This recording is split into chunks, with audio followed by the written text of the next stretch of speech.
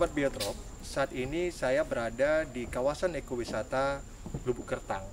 Nah, di tengah-tengah kita, sahabat Biotrop, hadir seorang peneliti muda, Profesor Basuni, yang banyak menggeluti tidak hanya soal bagaimana mengembangkan kawasan ekowisata, tetapi sahabat Biotrop, beliau juga mencoba menghitung sebenarnya apa sih jasa lingkungan atau jasa ekosistem yang dimiliki oleh mangrove ini gitu.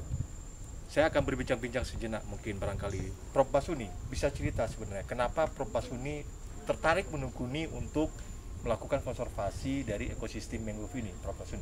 Mungkin sudah tahu semua ya manfaat secara ekologis, secara ekonomi, kemudian juga manfaat-manfaat yang diberikan oleh mangrove. Tapi kita tidak memiliki data ya berapa sebenarnya yang diberikan itu. Makanya kita tertarik menjadikan desa Lubuk Kertang itu sebagai model dulu sebelum kita berpindah ke desa-desa lain. Kita di sini punya banyak penelitian tentang jasa lingkungan terkait dengan ekowisata, kemudian silvofishery, kemudian juga jasa-jasa sebenarnya misalnya kita satu pohon yang ditebang itu berapa sih sebenarnya secara rupiah. Nah itu juga evaluasi ekonomi juga sudah kita lakukan. Nah jadi banyaklah kalau sahabat-sahabat tuh googling ya Lubuk Kertang itu nanti akan muncul di Google itu penelitian-penelitian kami ya, seperti itu publikasi kami lah. Jadi sebenarnya kemudian juga yang on the way itu mengukur stok karbonnya.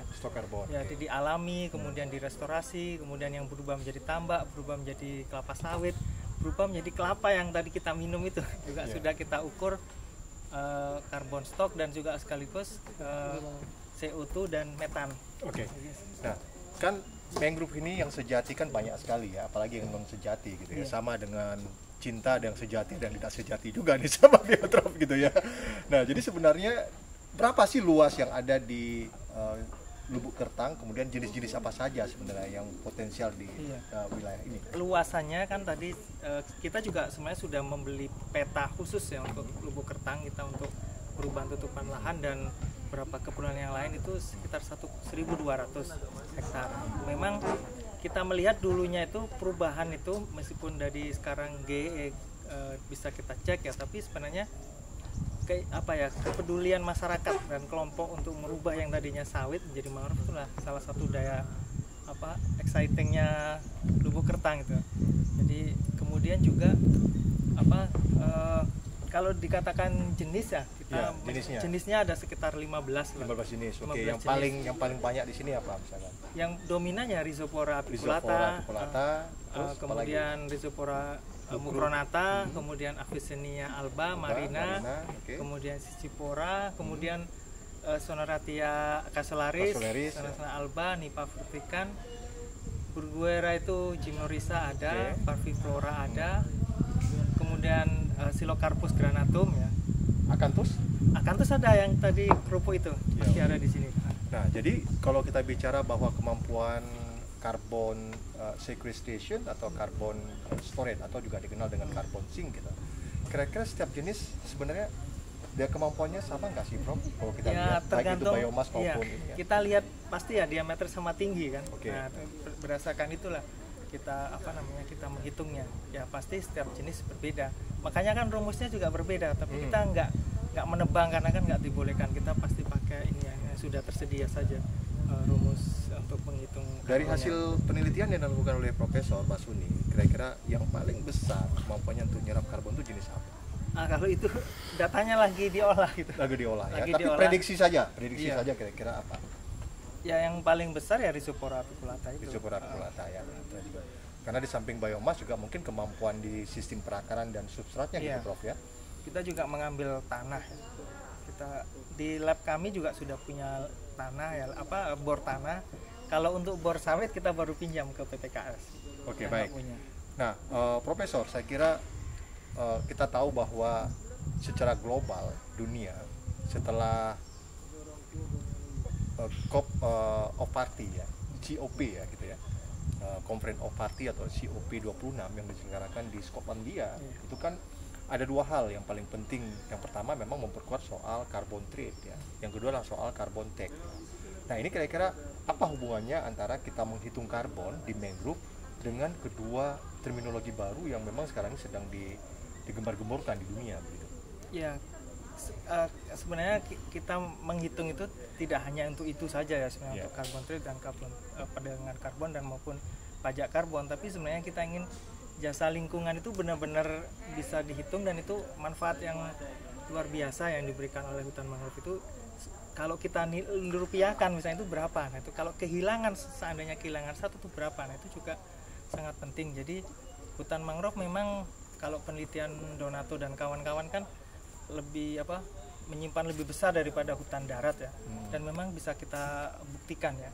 Nah selain itu juga sebenarnya yang paling penting itu adalah kesadaran dari masyarakat dan usaha benar-benar dari pemerintah untuk bisa melindungi, dan yang otomatis namanya resources ya, nanti ada umur ya, ketika itu dimanfaatkan benar-benar harus dipastikan sustainable gitu. Nah pastikan Profesor pernah menghitung ya, ini konteks bahwa tadi perhitungan valuasi ekonomi dengan pendekatan jasa ekosistem misalkan ya, atau cost benefit analysis ya, itu memasukkan carbon sequestration itu dengan tidak, itu bedanya kira-kira berapa persen nilainya kalau kita hitung dalam bentuk apa? Ya pasti berbeda, karena yang kalau dimanukan carbon sequestration pasti nilainya besar, dan untuk itulah sebenarnya salah satu fungsi yang banyak diteliti oleh para bisa mencapai 2 kali lipat dibandingkan dengan kita tidak masukin soal kemampuan bisa. Jasa supporting ya, jasa regulating mungkin ya, jasa regulating yang betul. Ada misalnya 1,5 sampai 2 kali lipat dibandingkan dengan kita tidak masukkan.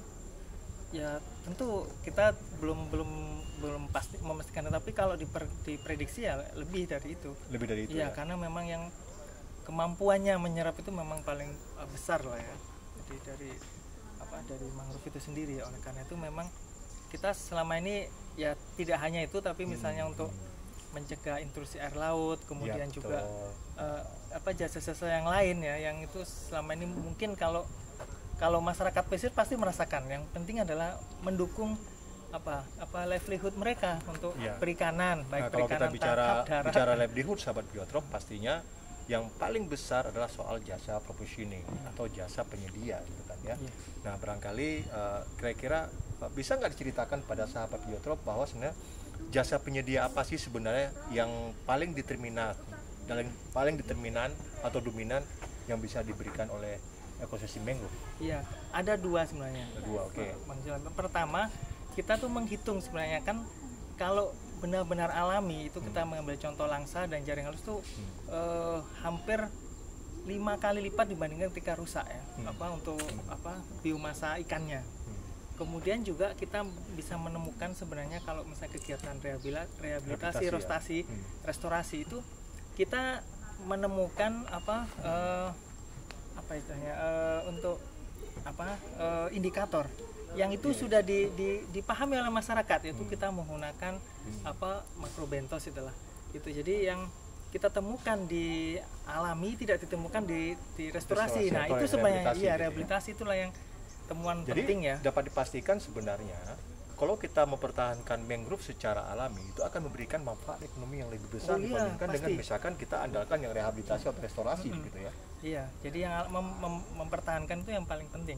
Yang sudah alami, cuma memang kendala kita ya seperti di desa ini juga penebangan karena untuk arang itu yang besar, dan itu sampai hari ini kita kunjungi juga belum bisa diselesaikan dengan baik. Nah itu bicara ancaman tuh sahabat Biotrop ya, tadi bahwa penggunaan kayu mangrove untuk arang, dan menurut informasi secara ilmiah maupun secara ekonomi, kayu mangrove dari arang itu harganya mahal dan itu adalah barang ekspor gitu. Di samping arang biasanya apalagi sih yang dimanfaatkan dari mangrove ini, mungkin untuk berbagai macam jenis, mungkin bisa diceritakan. Ternyata mangrove itu tidak hanya tempat jin buang anak ya gitu ya. Iya. Sebenarnya banyak ya, apalagi buah-buahannya gitu. Oke, misalkan tadi pidada ya, itu sirup. Untuk apa itu pidada? Ya, kita mengetahui bahwa ada beberapa jenis mangrove yang bisa dimakan secara mentah. Nah, salah satunya jadi sayur berarti itu. Ya, Buahnya. Ya, buahnya jadi istilah kami itu makanan fungsional. Apa misalkan? Itu apa? Soneratia cassularis pidada. Soneratia cassularis. Itu kita makan secara mentah. Kemudian nipa ya mungkin sudah kenal nipa semua. Pasti ya. Nipa kan airnya juga mantap. Iya. Buahnya juga enak, dagingnya maksudnya gitu ya. Kemudian Avicennia juga bisa kita makan gitu ya. tapi memang kandungannya Apis lebih ini bagus. apa? Buahnya? Alba marina juga bisa kita buahnya? makan. Iya, buahnya. Buahnya ya? Iya. Oke, ini menarik. Apalagi misalkan yang bisa dimanfaatkan? Gak, yang daunnya. Kalau daunnya kita punya penelitian sebagai itu tadi, pakan alternatif untuk kambing sebenarnya. Ya, pidada.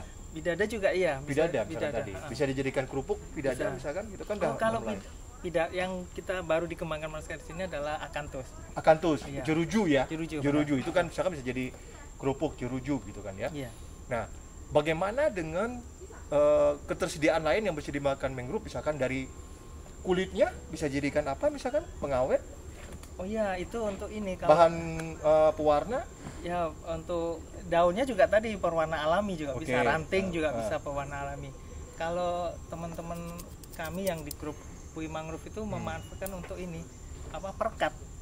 Oke. Perekat alami dari kulit mangrove, dan taninya bagus sekali gitu. Jadi teman-teman yang kami kan di Pui Mangrove kan banyak divisi ya. Jadi tidak hanya penelitian ekologi, tapi untuk teknologi hasil hutan, kemudian rekayasa bioteknologi. Nah, seperti itu juga yang pernah dengar nggak, Prof, bahwa sebenarnya bioprospecting dari mangrove ini juga bisa dijadikan untuk pengobatan kanker?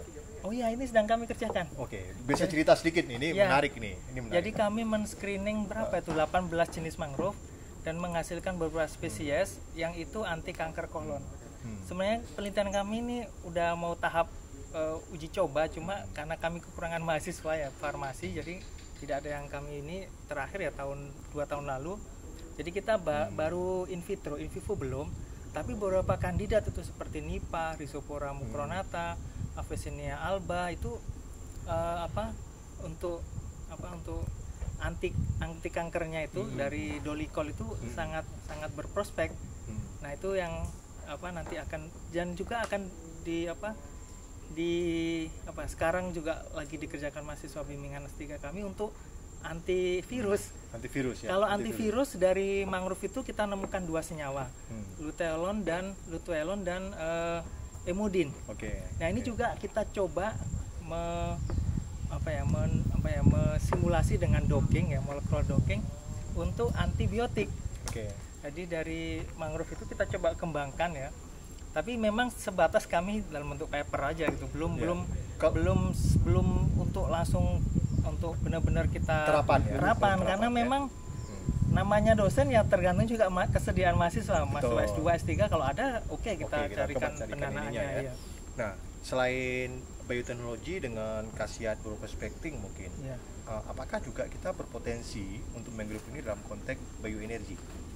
Iya ya, tentu. Tapi memang kita tidak ke sana ya. Tapi yang jelas kita yang mengembangkan tadi yang anti kanker, antivirus, SARS-CoV-2 ya. Meskipun itu juga pasti perlu uji lanjut ya, nggak mungkin karena kita hanya berbasarkan molecular dockingnya aja. Jadi bagaimana kita bandingkan senyawa yang ada di mangrove itu dengan yang sudah beredar obatnya, dan itu untuk yang antibiotik itu sangat bagus.